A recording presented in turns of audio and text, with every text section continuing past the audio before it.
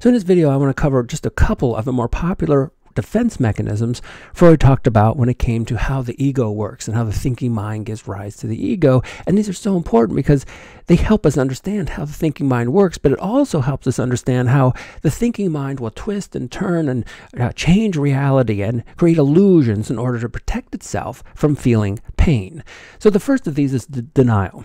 And denial is when the thinking mind, I say we, but it's really the thinking mind simply avoids whatever happens. So someone breaks up with you and you'll do anything and everything to avoid the topic altogether. The two other ones I'll talk about, a little more interesting and complex, is reaction formation.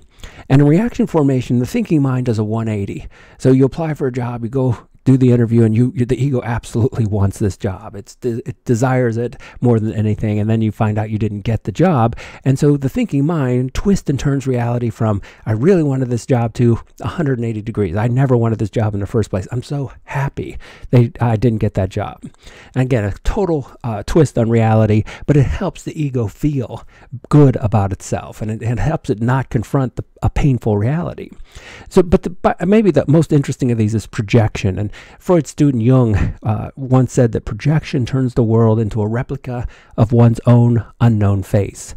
So what we do with projection is we take painful things, painful to the ego, and we, instead of dealing with them on a personal level, we project them out onto others. So maybe, someone's attracted to someone, and instead of admitting that, they actually accuse the other person of being attracted to them. But projection, again, you can see this on a very widespread scale, but that's not the point, because these are always easier to see in other people. How do you see these defense mechanisms in yourself? That's the real trick. And that's, for Freud, you had to go to a therapist because he didn't believe it was possible for people to recognize these on their own.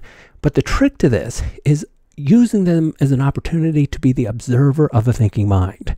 Once you create even a small little gap between awareness and the thinking mind, it becomes possible to observe the workings of the thinking mind, and it still takes a little bit of luck and a little bit of work, but you might catch some of these defense mechanisms working in your own skull.